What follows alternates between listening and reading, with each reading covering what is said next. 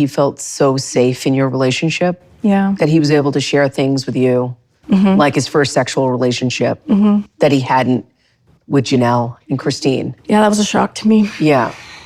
How did it come up? I had my own experiences, and that's a big deal for our religion. I think I was talking about that with him or something, and he made a reference. He made some sort of comment that I went, you know what I'm talking about. And so I asked him straight out, is this something that was, part of your past? And he was like, yeah. And so we talked about it, and since then he's told me everything about his whole entire past. And then I found out later that, that not everybody knew, and I was like, why? They said it was about unity, faith, family. But what if it was always about Robin? What if the other wives weren't partners, just placeholders? This wasn't a shared marriage. It was a long-game love story with 3 silent witnesses. You're watching drama Unfiltered, where the truth doesn't whisper. It detonates. Let's rip off the mask. Cody Brown built his brand on God, polygamy, and purpose. But at the center of all those sermons was something he never said out loud. Robin was always the exception, never just one of the wives. He called their meeting a lightning bolt. He said he couldn't look away. He said it felt wrong because she was probably married. But what Cody doesn't say? He was already married. To 3 women. And still, he chased the storm. That wasn't divine intervention. That was the beginning of emotional infidelity, dressed in spiritual language. Cody didn't just fall in love with Robin. He changed the rules for her. Help me understand how Meri and Robin were both safe spaces, but the 2 others weren't. Just Meri and I, in our beginnings, we were much safer with each other. And then Robin's just, from the very beginning, Robin laid me down in a rose garden of trust immediately. What compelled you to share that information with Robin? Because you didn't have to. Her intuition. Oh, she knew something was up? Yeah, she knew. Her intuition was just, Meri had intuition too. So Meri asked you point blank? Yeah, Meri and Robin both. I mean, wow. It's been a long time since I've realized that I was actually vulnerable with Meri. Just kind of grew out of it, I guess.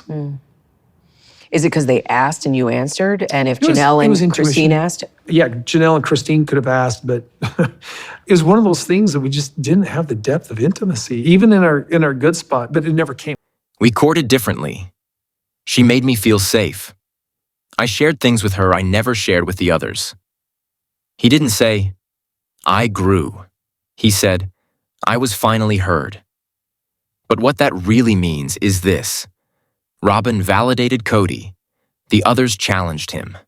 So Robin became the sanctuary. Christine became too emotional. Janelle became too independent. Meri became invisible. He didn't outgrow his wives. He outgrew having to explain himself. This isn't just about favoritism. It's about deception disguised as doctrine. Cody used religion to justify a system, then broke it the moment it didn't serve him anymore. He says he loved them all. But love doesn't hide intimacy. Love doesn't revise history. Love doesn't put one woman in a castle while the others are in the emotional trenches. And when asked if he'd do it again, if he'd marry them all? No, hell no, he says. There it is. The whole truth, unfiltered. He never wanted a plural marriage. He wanted Robin, with cover fire. Pause here. Breathe that in. The wives weren't in a shared marriage. They were unknowing co-stars in Robin's origin story. Cody didn't break a covenant. He built one. He just lied about who it was truly with. Christine wasn't emotional. She was observant. She saw the pattern before anyone else dared speak it. Robin wasn't just another wife. She was the one Cody adjusted for. Soft voice, soft rules. A wedding with tears, while the others got duty and distance. I wasn't respected as a wife, as a woman, as a mother, Christine says. That's not love. And when she left, it wasn't rebellion. It was truth in motion.